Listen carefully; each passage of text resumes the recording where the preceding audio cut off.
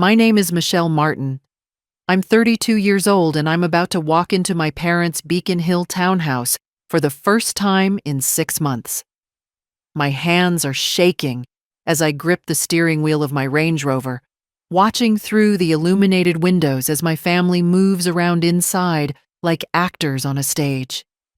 My sister Victoria is laughing, radiant in designer clothes, holding court the way she always does. My mother orbits around her like a moon around a planet. My father stands with his chest puffed out, proud. And me? I'm sitting in my car, trying to remember why I agreed to come to this dinner. But here's what they don't know. Here's what makes my hands shake with something that isn't quite fear and isn't quite excitement. My sister is about to announce she's buying the most expensive house in our neighborhood, the historic Whitmore Mansion, $8.2 million. Her dream home. What she doesn't know is that I bought it yesterday, in cash, before she could even submit her offer, and I'm about to walk in there and let her announce it anyway. Have you ever been invisible in your own family? Have you ever sat at a dinner table where everyone talks around you through you? Like you're a ghost they can't quite see? Tell me in the comments, because I spent 32 years that way. 32 years being the daughter they forgot to love. The sister who didn't matter. The afterthought. Today, that ends. I take a deep breath and step out of the car. The November air is cold against my face. I'm wearing a simple black dress. Nothing flashy. My Hermès bag hangs from my shoulder, but it's so understated my family won't recognize it. Costs $8,000. My Patek Philippe watch catches the streetlight. Vintage. $42,000. But they've never noticed it before. They never notice anything about me. I walk up the brick steps, ring the doorbell, wait. My mother opens the door. Eleanor Martin, former French model, still beautiful at 64, still carrying herself like someone who expects the world to accommodate her. She glances at me, just glances. No hug, no smile, just acknowledgement that I exist. Celeste, you're here, she says. Not, I'm glad you came, or we missed you. Just confirmation of my physical presence. Come in. Victoria has exciting news. Of course she does. Victoria always has exciting news. I follow my mother into the dining room. The familiar scene unfolds exactly as I knew it would. The walnut table is set with my mother's best china. Family photos cover every surface. 43 framed photographs in this room alone. I counted once during a particularly lonely dinner. 39 photos of Victoria. 4 of me. 3 from childhood. 1 from high school graduation. There's not a single photo of me as an adult. It's like I stopped existing at 18. My father, Arthur, emerges from the kitchen, flushed with pride about something. He's wearing his ridiculous Kiss the Cook apron, a Father's Day gift from Victoria years ago. He doesn't see me at first. His eyes scan the room looking for Victoria. "Where's my golden girl?" he asks. My mother gestures toward the living room. Finishing a call with a brand partnership, she'll be right in. I stand there, 3 feet from my father, waiting for him to acknowledge me. It takes 12 seconds. I count them. "Oh, Michelle, you made it." He says it like I've accomplished something difficult just by showing up to a family dinner. I smile, the smile I've perfected over 32 years, the one that says, "I'm fine," when I'm not. The one that hides everything. "Wouldn't miss it," I lie. My brother-in-law Trevor appears, phone in hand, scrolling through something. He's 38, moderately successful in commercial real estate, and completely under Victoria's spell. He nods at me without looking up. Hey, Michelle, still doing the spreadsheet thing? The spreadsheet thing. That's what he calls my job, my career, the thing I've spent 8 years building. Something like that, I say. Then Victoria enters, and the entire room's energy shifts. It's like someone turned on a spotlight. My sister is 35, blonde, beautiful, in that cultivated Instagram way that requires money and maintenance. She's wearing a cream-colored dress that probably costs $3,000, and she moves through the room like she owns it. My mother's face lights up. My father beams. Trevor straightens up and puts his phone away. Victoria hugs our mother, kisses our father's cheek. Then finally, she looks at me. Michelle, you came! She sounds surprised, like my presence is unexpected, even though I RSVP'd 3 days ago. She hugs me. It's brief, perfunctory, the kind of hug you give someone you barely know at a networking event. Let's eat, my father announces. I want to hear Victoria's big news. We settle around the table. The seating arrangement is the same as always. Father at the head, mother to his right, Victoria to his left, Trevor next to Victoria, and me at the far end, facing an empty wall. My father carves the roast. My mother passes dishes with practiced precision. The conversation flows around me like water around a stone. So, Victoria, my father says, serving her the best cut of meat. Your mother says you have an announcement? Victoria's eyes sparkle. This is her moment, and she knows how to work it. I do. Trevor and I have been looking at properties for months now, and we finally found it. The perfect house. My mother clasps her hands together. Where? Beacon Hill, the Whitmore mansion. My father whistles low. That's the historic property that just came on the market. 1847 construction, isn't it? It is, Victoria says, glowing with pride. 8,200 square feet, original crown molding, chef's kitchen, garden with heritage roses. It's absolutely perfect for my brand. I'm thinking garden parties, influencer events, maybe even weddings. The content opportunities are endless. She pulls out her phone and starts showing photos. Everyone leans in to look, everyone except me. I already know every inch of that house. I've walked through it 3 times, measured it, imagined my furniture in every room. I bought it 48 hours ago. The asking price is $8.2 million, Trevor says, and I can hear the pride in his voice. We're putting in an offer tomorrow. It's aggressive, but we think we can get it. My mother is practically vibrating with excitement. Victoria, this is incredible. You've really made something of yourself. My father nods approvingly. Smart investment. That neighborhood appreciates 7 to 9% annually, plus the social capital of a Beacon Hill address. They're talking about appreciation rates and social capital, and I'm sitting here thinking about how I paid $8.2 million in cash, no contingencies, no inspection period, and closed in 14 days. The house has been mine for 2 days, but I haven't told anyone. Not my family. Not even most of my colleagues. Just my business partner Simone and my real estate attorney Julian. And I'm not going to tell them now. Not yet. Victoria is still showing photos, narrating a virtual tour. The master bedroom has windows on 3 sides. The closet is bigger than our current bedroom. And the library, God, the library has floor-to-ceiling bookshelves and a fireplace. My mother turns to me, almost as an afterthought.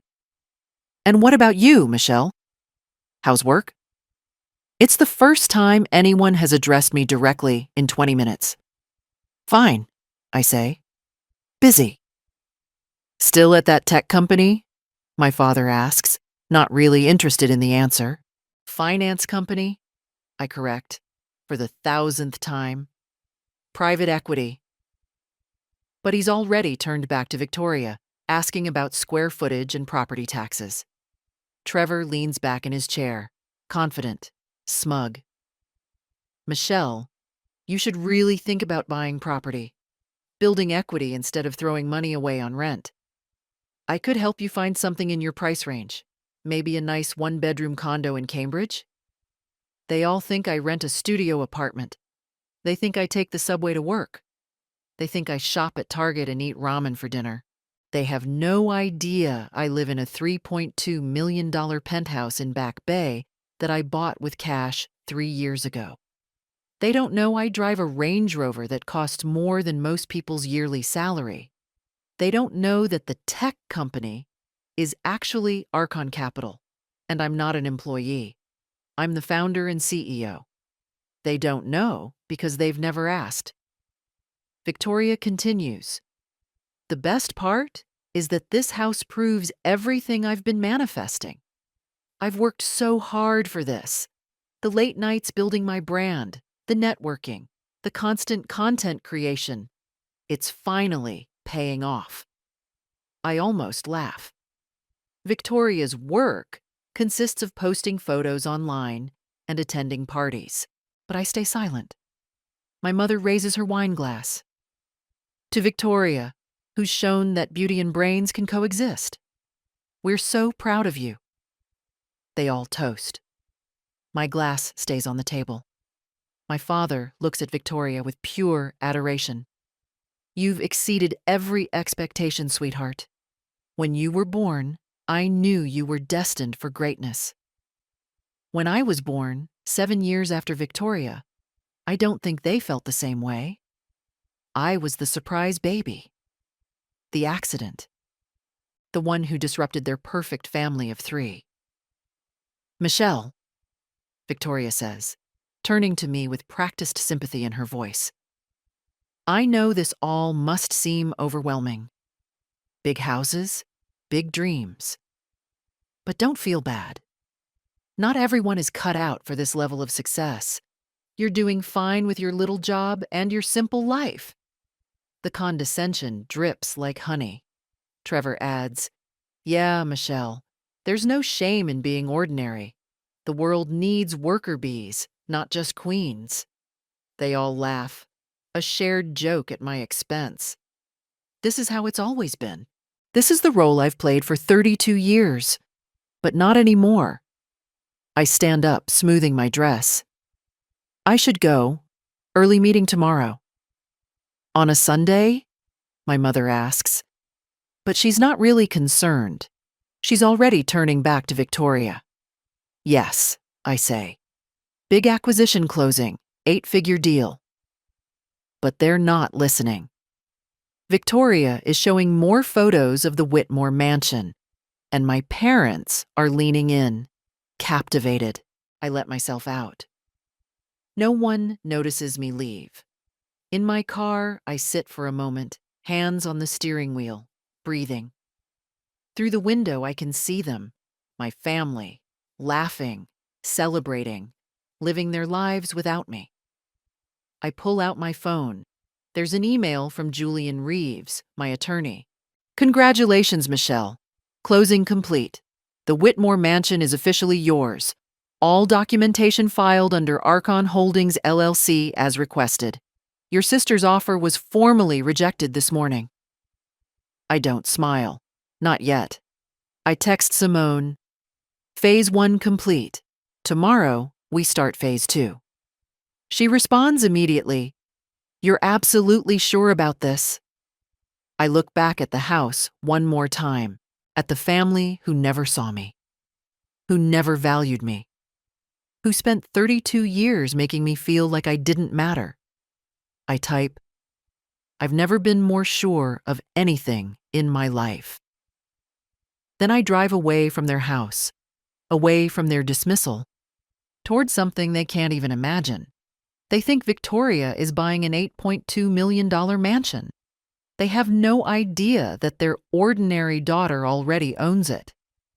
Tomorrow, Victoria will find out her dream house is gone, sold to an anonymous buyer, an LLC they can't trace. And I'm going to watch it happen. But that's not the revenge. That's just the beginning.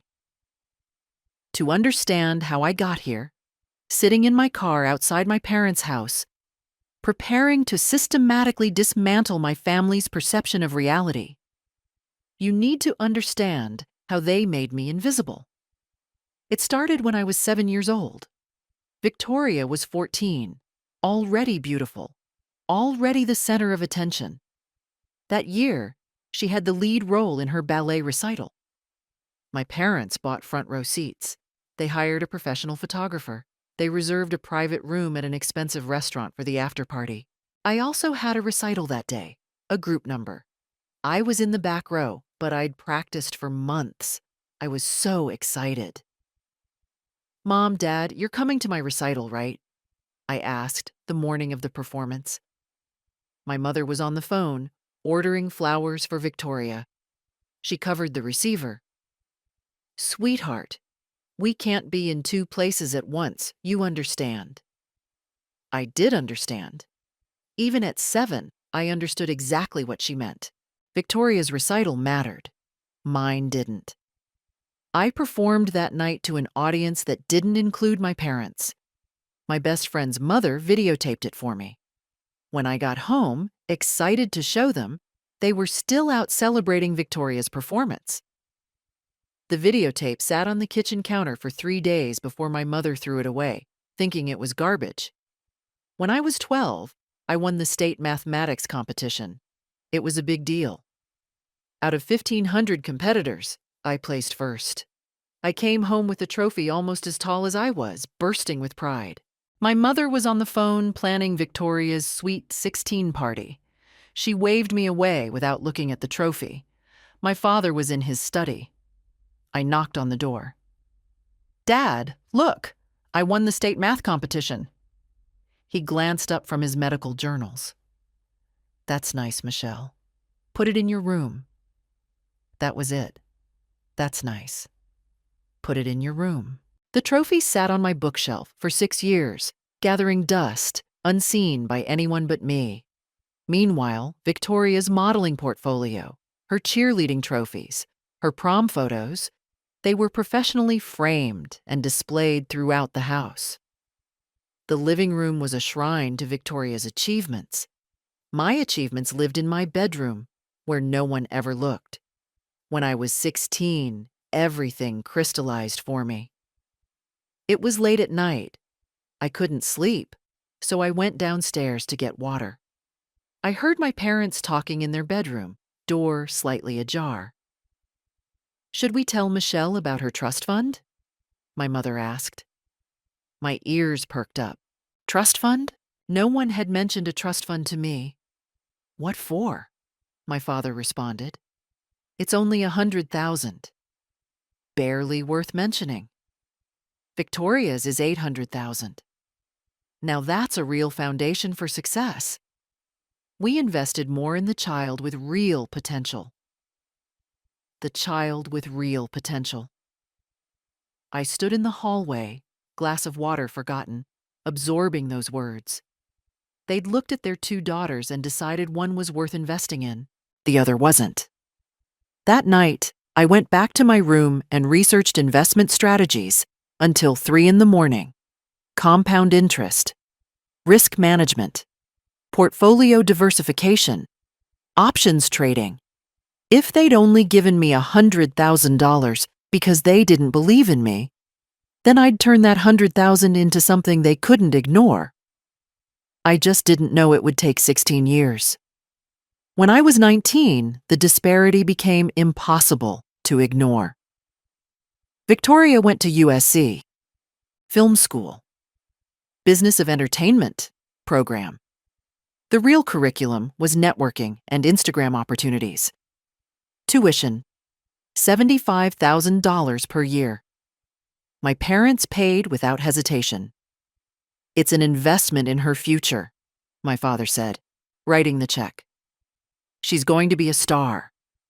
I got accepted to MIT, full academic scholarship for financial engineering. My father's response, well, at least she won't cost us anything. Smart girl going the practical route. Not, we're proud. Not, yeah, congratulations on the scholarship. Just relief that I was self-sufficient. No celebration dinner, no gifts, no acknowledgement that getting into MIT was extraordinary. Victoria got a Mercedes for her 18th birthday. I got a $25 gift card to Barnes & Noble.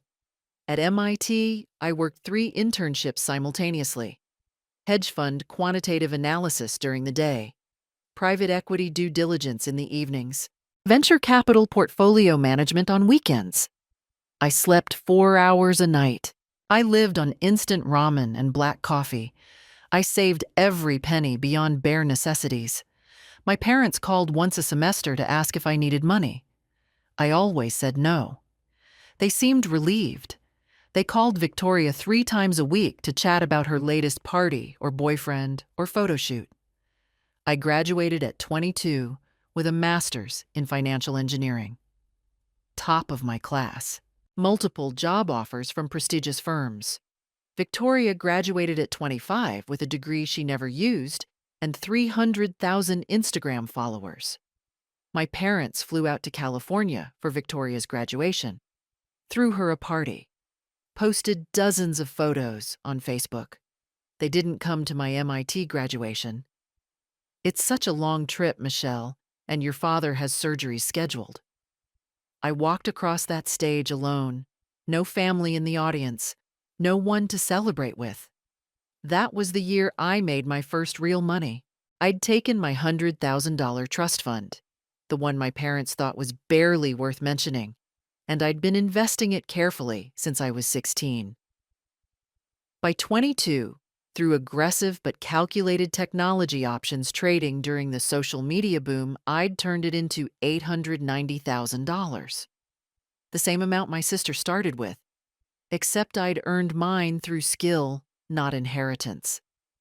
I didn't tell my parents. Why would I? They'd never asked about my finances. They'd never asked about anything. At 24, I identified an opportunity. A failing mobile payment platform with solid underlying technology but incompetent management. The company was hemorrhaging money, about to file bankruptcy. I saw what no one else did. The technology was revolutionary. The leadership was the problem, not the product. I used my savings plus capital from private investors to acquire the company for $2.3 million. I restructured it, replaced the entire C-suite, refocused the product. 18 months later, I sold it for $14 million. My cut, $4.2 million. I was 26 years old and a multimillionaire. I told my family I got promoted to senior analyst. My mother said, "That's nice, dear," and immediately changed the subject to Victoria's engagement. At 28, I incorporated Archon Capital. My thesis was simple. Brilliant technology often fails due to bad leadership, not bad ideas. Buy distressed tech companies at rock-bottom prices. Fix the management. Sell at massive profit. I was methodical, patient, brilliant at identifying undervalued assets. Over the next 4 years, Archon Capital completed 7 acquisitions, each one more successful than the last. By age 30, my personal net worth crossed $50 million. I told my family I got another promotion. They nodded, uninterested, and returned to discussing Victoria's latest brand partnership with a luxury skincare company. During those years, family gatherings became a predictable pattern. Victoria would arrive to hugs, photographs, everyone gathering around her like she was a celebrity. I would arrive to brief acknowledgement. Then conversation would immediately return to Victoria. Victoria would talk about her latest brand partnership for 20 minutes. Everyone would ask engaged questions. I would mention a work achievement, and my mother would say, That's nice, dear. Victoria, tell us about your Maldives trip. The photo wall in my parents' house told the story. 43 framed photos, 39 of Victoria, 4 of me, all from childhood. It was like I'd stopped existing at 18. I started keeping track of the money my parents gave Victoria. Not out of jealousy, but because I needed to see it quantified. I needed to know if the disparity was as bad as it felt. It was worse. Victoria's wedding, $200,000. Business investments, for Victoria's influencer career, $340,000 over 5 years. Down payment on Victoria's first condo, $150,000. Emergency loans that were never repaid, $180,000. Total investment in Victoria, $870,000. Money given to me, $5,000.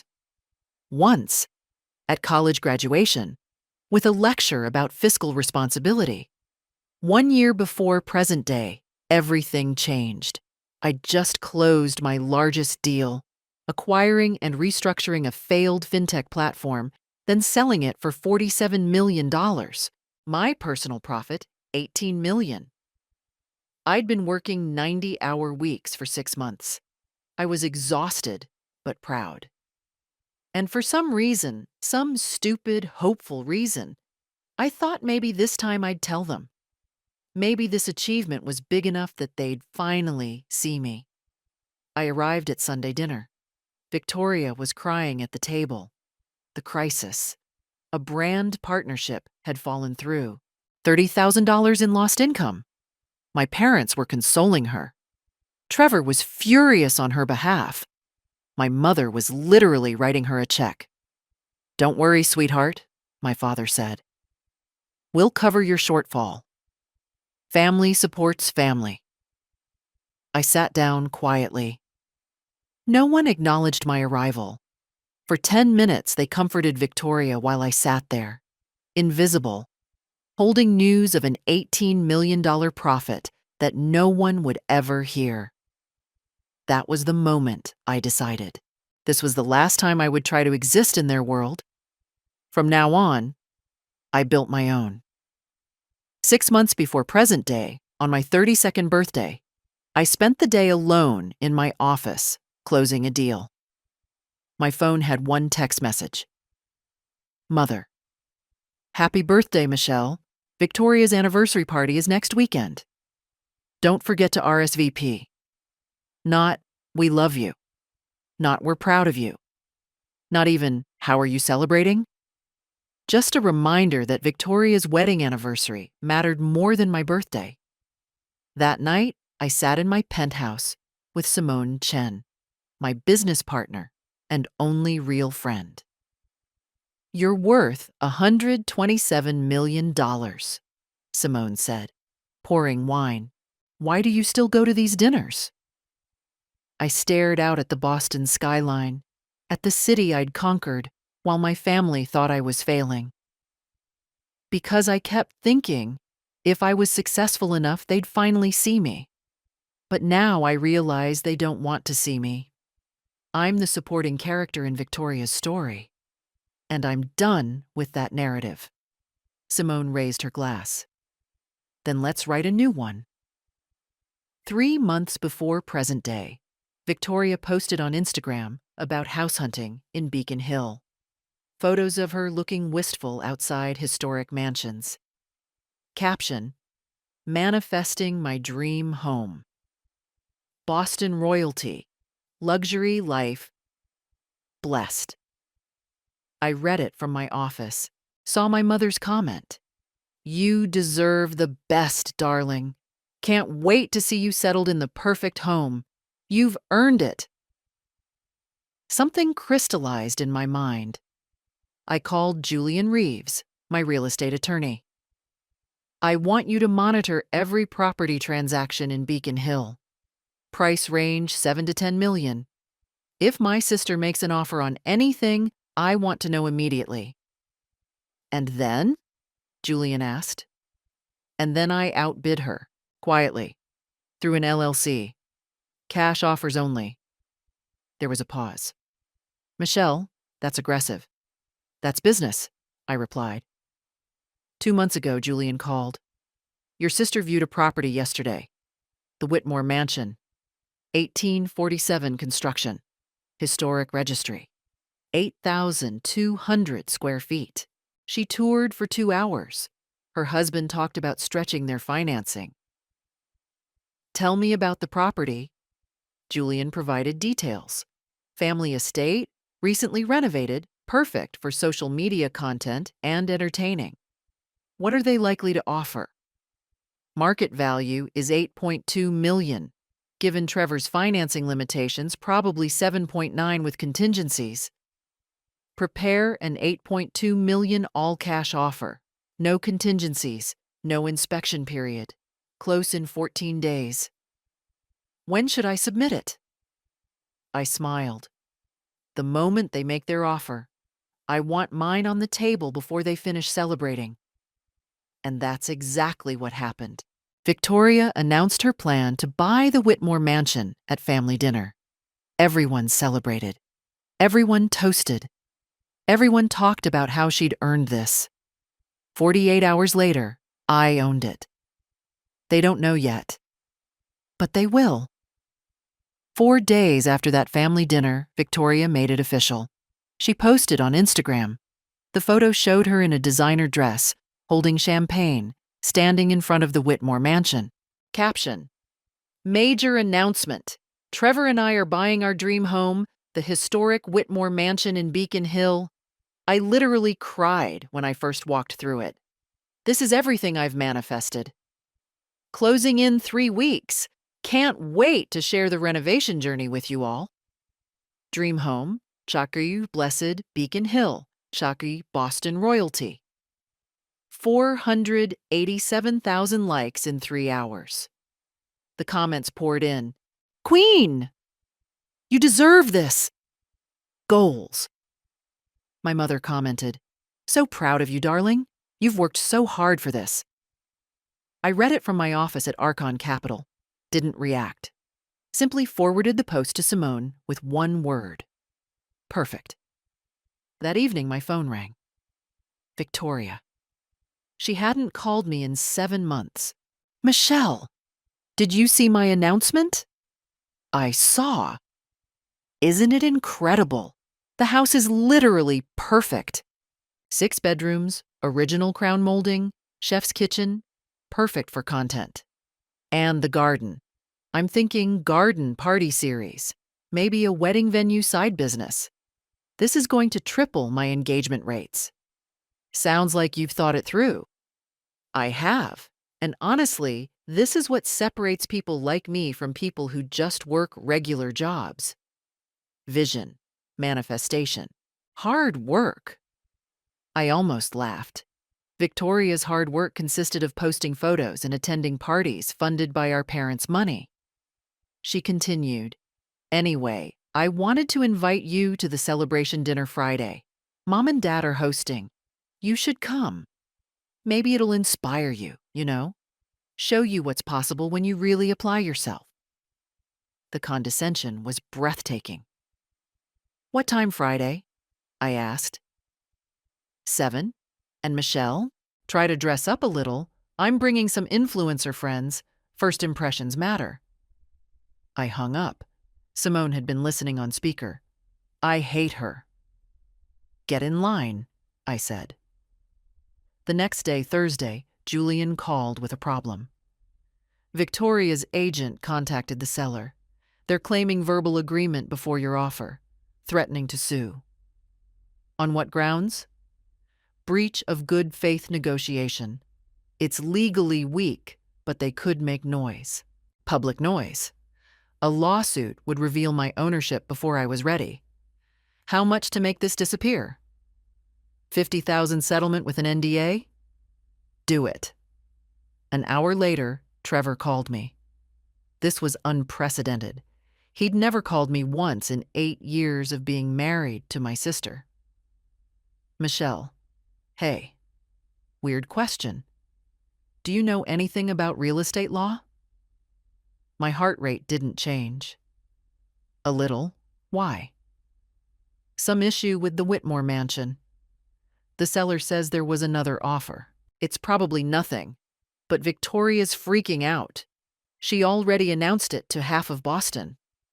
I'm sure it'll work out. Yeah, if we lose this house, Victoria will be devastated and embarrassed. She's already planning the renovation content. I understand. Anyway, if you hear anything, you work in finance, right?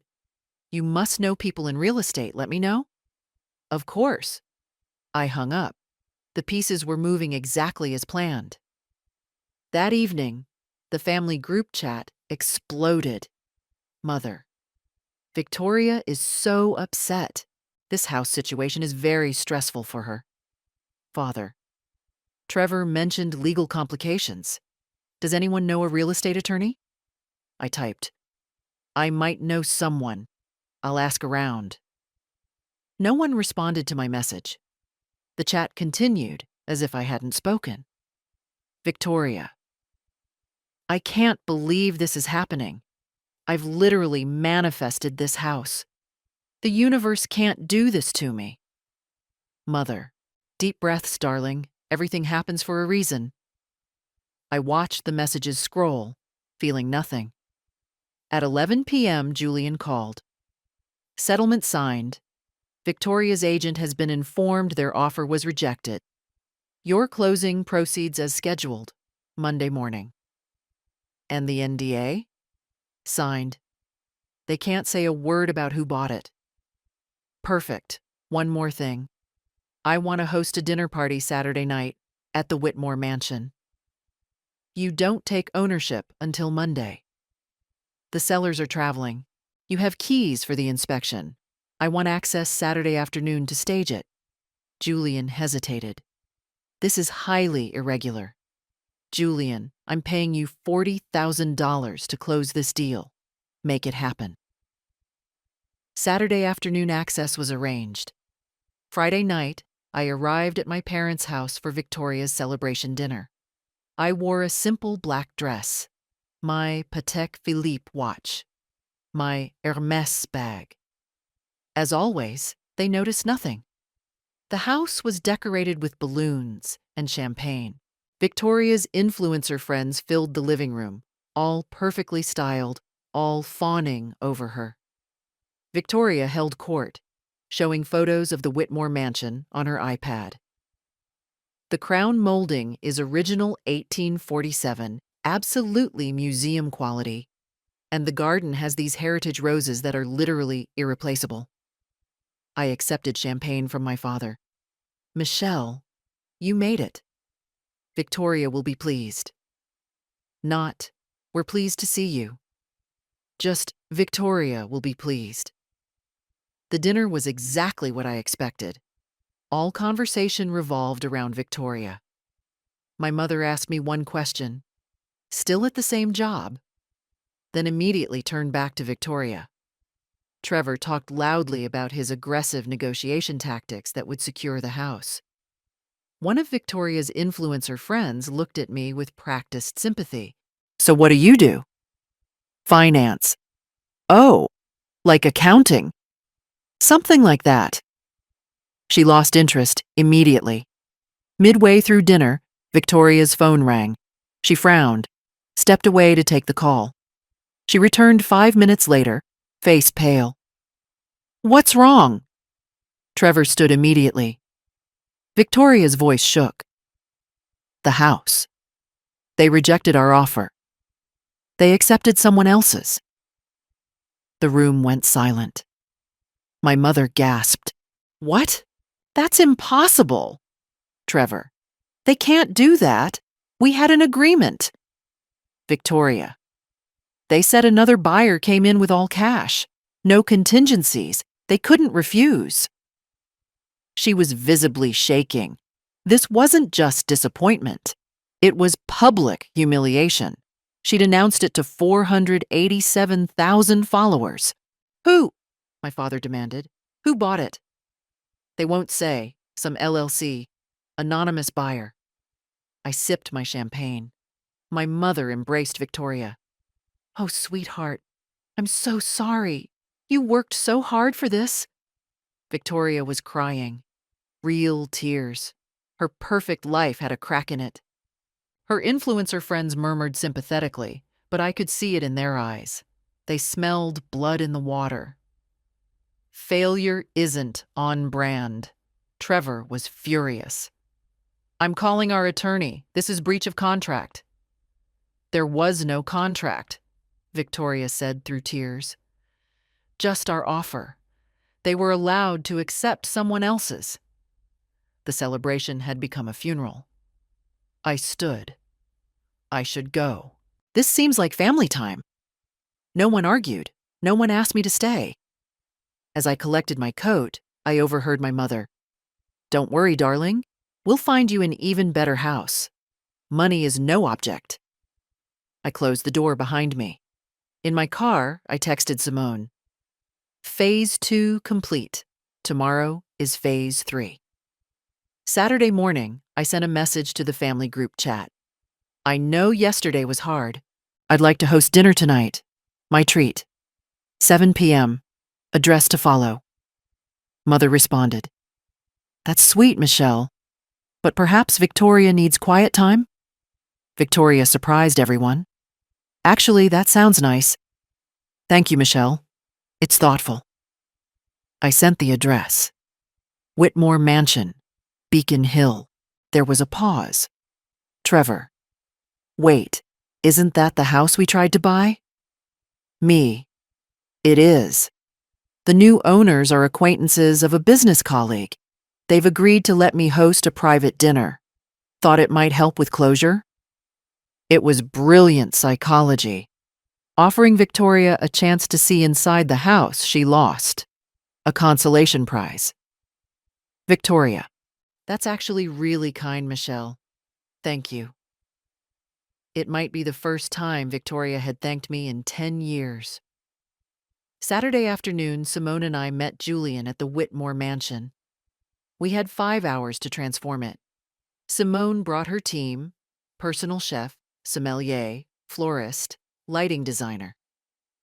"This isn't a dinner party," she said. "It's theater." We filled every room with fresh flowers, set up candles, installed my personal art collection, worth $2.3 million, put my books on the shelves, stocked the wine cellar with my favorite bottles, set the dining table with Hermes china. In the master bedroom closet, we hung my clothes. On the nightstand, I placed a framed photo of Simone and me accepting an industry award. Every detail said, "This house is lived in. This house is loved. This house is mine."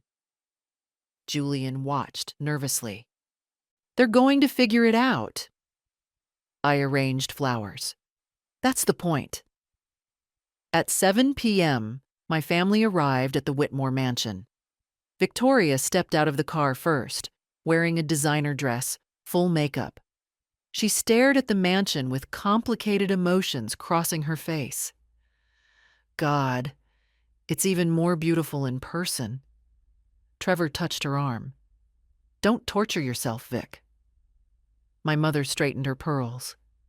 "It's very generous of the new owners to allow this." My father nodded approvingly.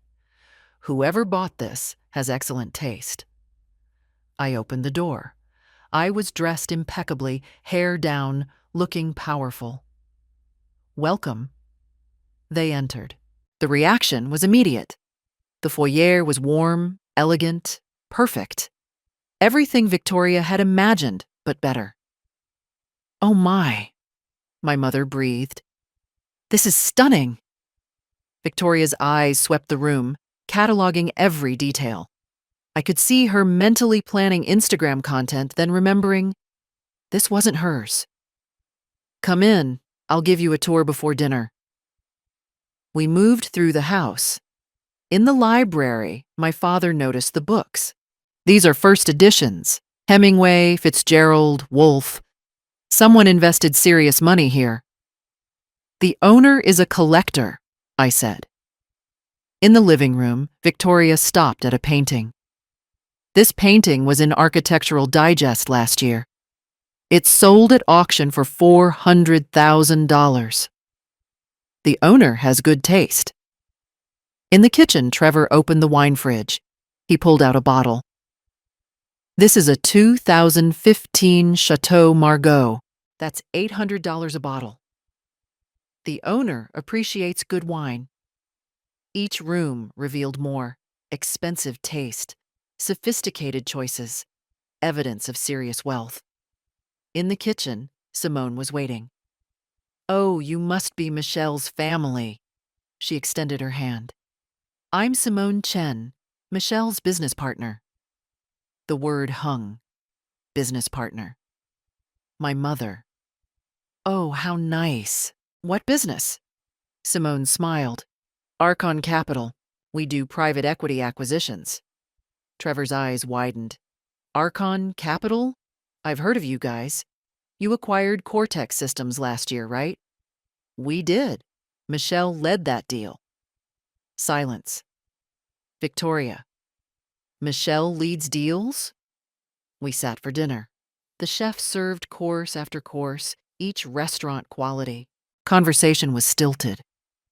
Something was off. My father. "Michelle, you've been quiet about this business partner situation. How long have you been doing private equity?" 8 years. Trevor. "That's serious finance. Why didn't you mention it?" "You never asked." The words landed like stones. My mother shifted uncomfortably. "Well, we knew you worked in finance. You thought I was an accountant." No one contradicted me. Victoria, trying to lighten the mood. "Well, anyway, this house is incredible. Whoever bought it is so lucky." Trevor. "I still can't believe someone got it so fast. All cash, no contingencies. That's serious money." My father. "Had to be private equity or tech money. That's the only way you move that fast." I set down my wine glass. "It was private equity money. My private equity money. I bought this house Wednesday morning. All cash.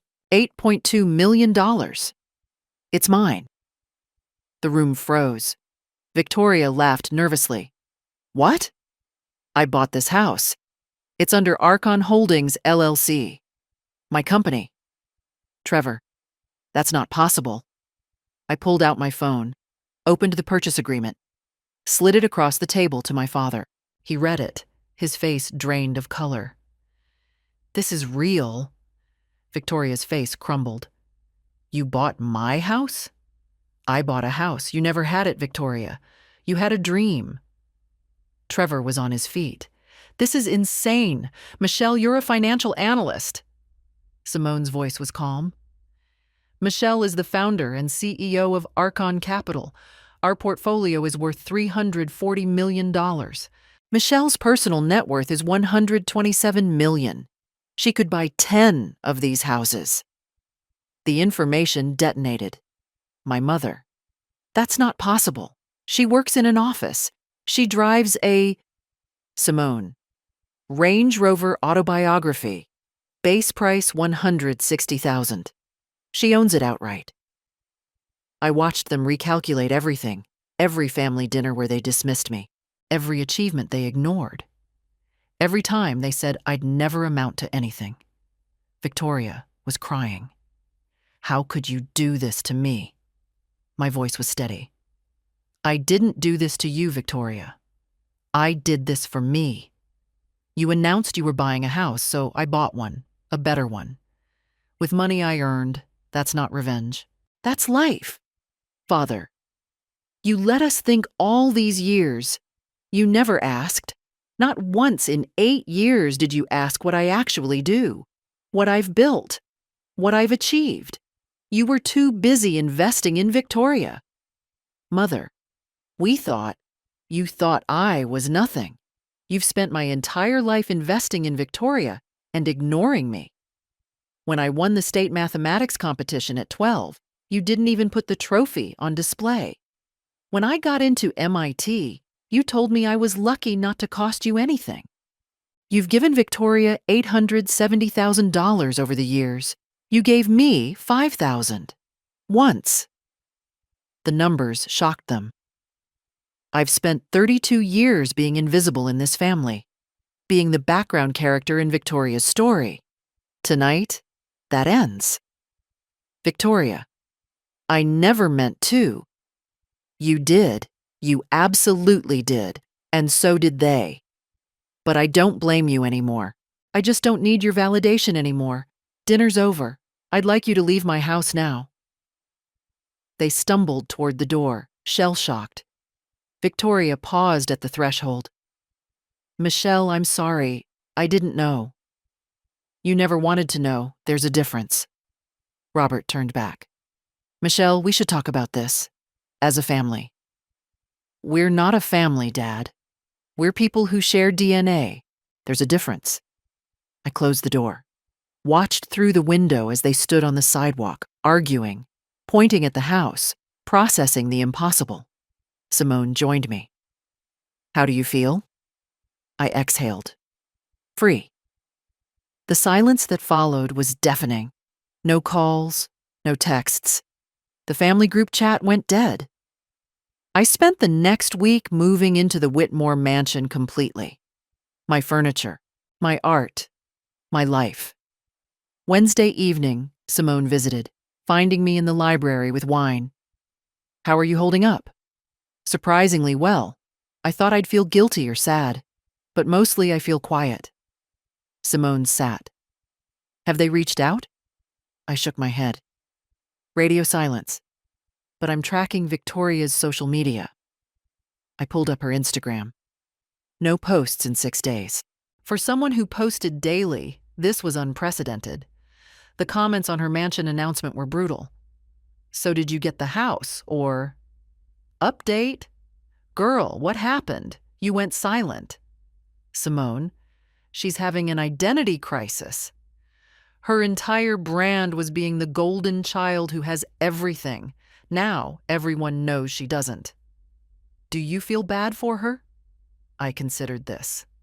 I feel nothing, and that's how I know I'm healing. Sunday morning, my phone rang. Mother. I let it ring twice before answering. Hello. Diane's voice was careful. Michelle, how are you? Fine. A pause. She'd never had to work for my attention before.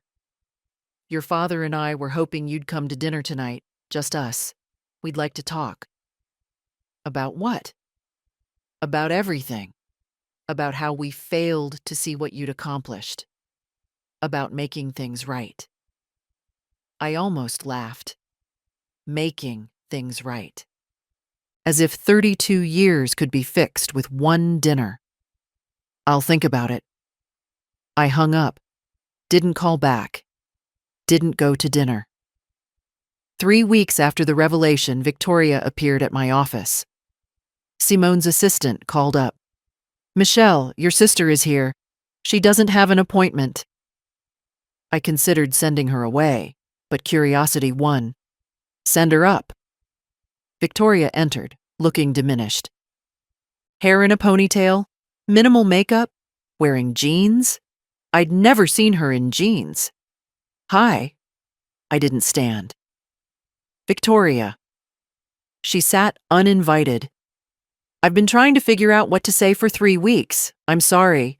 I know that's not enough, but I am. I've spent 3 weeks looking back at every family dinner, every conversation, every time I dismissed you or made a joke at your expense. I was cruel. You were. Victoria flinched. I told myself it was just sister stuff. Teasing. But it wasn't. It was systematic. I made myself feel successful by making you feel small. Why? Why what? Why come here? Why apologize? What do you want? Her eyes filled. I want my sister back. I walked to the window. You never had a sister, Victoria. You had an audience of one who you never appreciated. I know. Do you? Because 3 weeks ago, you thought I was a failure. You pitied me. And the only reason you're here now is because you found out I have money." Victoria shook her head. "That's not—" "It is. If I was still the person you thought I was, the boring financial analyst in her cheap apartment, would you be here apologizing? Or would you be posting about manifestation and living your best life?" She couldn't answer. "I don't hate you, Victoria. I actually feel sorry for you. You built your entire identity on being better than me, and now you have to figure out who you are when you're not." Victoria stood. "What can I do?" "Nothing. There's nothing you can do. The damage is done." She left, crying. 1 month after the revelation, Mother called again. "Michelle, please. We need to talk. As a family." For reasons I didn't entirely understand, I agreed. We met at a neutral restaurant. I arrived last, deliberately. They were already seated. Mother, Father, Victoria, Trevor. I sat. "You have 30 minutes, Father began. "Michelle, we've been doing a lot of reflecting. Your mother and I realize we've been unfair in our distribution of attention and resources." "You mean you've been shit parents?" Mother gasped. "Michelle?" "No. If we're doing this, we're being honest. You weren't just unfair. You were neglectful. You invested $870,000 in Victoria. You gave me $5,000. You displayed her achievements and ignored mine. You made me feel like I didn't matter. Robert, we thought Victoria needed more support because you decided she was worth more. You looked at your 2 daughters and decided one was valuable and one wasn't. That's not parenting. That's favoritism. And it's abusive." Diane was crying. "We didn't mean." "You did. You absolutely did. And the worst part? I believed you. I spent years thinking maybe I was the problem. Maybe I wasn't interesting enough, successful enough, worthy enough. I internalized your rejection." Victoria spoke. "Michelle, we all know we messed up. Do you? Because here's what I think. You're not sorry I was hurt. You're sorry you missed out on being associated with my success. You're sorry you don't have access to my money. You're sorry you backed the wrong horse." The words landed like acid. "Father, that's not fair. Isn't it? Did any of you call me before you knew I was rich? Did any of you apologize for the 32 years of dismissal? Or did the apologies only start after you realized I'm worth $127 million? Silence. I stood. "Here's what's going to happen. I'm going to live my life, build my company, enjoy my home, and you're going to be strangers who I occasionally see at funerals. We're done." "Mother, you can't mean that." "I absolutely do. You had 32 years to know me, to value me, to see me. You chose not to. Those are your consequences." I left $200 on the table for my meal. I walked out of the restaurant, out of their lives, into my own future. 6 months later, I sat in my completed library, fire crackling, reviewing quarterly reports. Archon Capital had acquired 2 more companies. Revenue up 23%. My personal net worth crossed $140 million. But the numbers weren't what mattered anymore. What mattered? I'd hosted Thanksgiving dinner at my house for Simone and her family, Julian and his husband, my team from Archon. 23 people who actually knew me, liked me, valued me, chosen family. I hadn't spoken to my biological family in 5 months. Their numbers were blocked. I saw their lives on social media occasionally. Victoria's influencer career had plateaued. Trevor's real estate firm was struggling. My parents were selling their Beacon Hill townhouse. They'd overextended on Victoria's investments. I felt nothing, no satisfaction, no vindication, just peace. Simone appeared with 2 glasses of wine. Your 6 p.m. is here. Sarah Kim from TechCrunch. She wants to profile you for their Disruptors Under 40 issue. Do I really want that kind of attention? You spent 32 years invisible. Maybe it's time to be seen. I considered this. Only if I can tell my story. All of it. The family. The dismissal. How I built Archon in silence. Simone grinned. That's going to be a hell of an article. Good. Maybe some other invisible daughter reads it and realizes she doesn't need their approval either. The article ran 6 weeks later. Title: The Invisible Entrepreneur: How Michelle Martin built a $340 million empire while her family thought she was a failure. It was raw, honest. I didn't spare details. The favoritism, the financial disparity, the mansion incident, my decision to cut them off completely. The article went viral. 2.3 million views in 48 hours. Comments flooded in. I'm crying. This is my family, exactly. The strongest thing she did was walk away. Your net worth doesn't determine your worth. 3 days after publication, Mother called from an unknown number. I answered accidentally. Did you really have to tell the entire world about our family? You made me invisible my entire life. Now everyone can see exactly why I left. You've humiliated us. I've told the truth. There's a difference. Victoria is devastated. Then maybe she'll understand what it feels like to be defined by someone else's narrative. I hung up, blocked the number, returned to my work. 1 year later, I stood at my library window, watching snow fall on Beacon Hill. It was Christmas Eve. My home was full of people.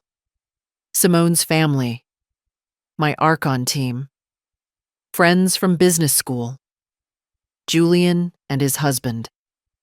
Laughter echoed from the dining room. My phone buzzed. An Instagram notification. Victoria had posted. I almost didn't look. But curiosity won. The photo showed Victoria, no makeup, in a coffee shop. Looking real. Caption: taking a break from social media. Working on myself. Therapy is teaching me that I built my identity on being better than someone I never actually knew. My sister, Michelle, whom I spent years diminishing, is more successful, grounded, and genuinely happy than I'll probably ever be. And instead of being proud of her, I tried to compete with her. I'm sorry, Michelle. Not because you're rich, but because you deserved a sister who saw you.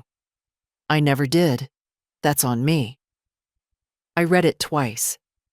Felt something. Not forgiveness. Not reconciliation. But acknowledgement. Simone appeared beside me. What are you reading? I showed her. Are you going to respond? I thought about it. Really thought about it. No. She's doing the work she should have done 32 years ago. That's hers to figure out, not mine to fix. And if she keeps trying to reach out, then maybe in 5 years I'll have coffee with her. Maybe in 10 years we'll have a conversation. Or maybe we never will. Either way, I'm okay. Simone hugged me. You know what the best revenge is? What? This.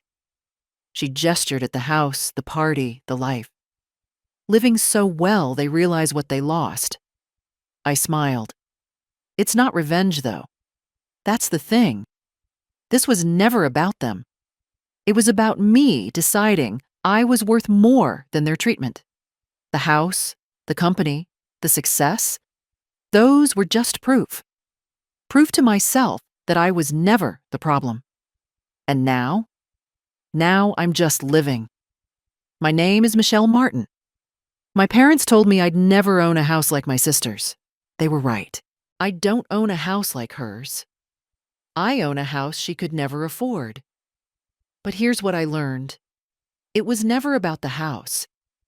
It was about realizing that your family's inability to see your worth doesn't determine your actual value. I spent 32 years trying to be visible to people who chose not to look at me. And when I stopped trying, when I started building for myself instead of for their approval, I became more successful than they ever imagined. My sister lost her dream house. My parents lost their retirement investment. I lost nothing, because you can't lose what you never had. They thought they were investing in a winner. They were. They just backed the wrong daughter. And me? I learned that the best revenge isn't making them see what they missed. It's building a life so fulfilling that their opinions don't matter anymore. If you're feeling invisible in your own family, hear this.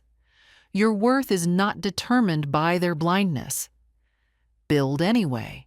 Succeed anyway. Live anyway. And when they finally see you, you might find you've already moved on. I'm Michelle Martin. I own an $8.2 million mansion. I run a $340 million company. And for the first time in my life, I'm not invisible. Not because they finally see me, but because I finally see myself.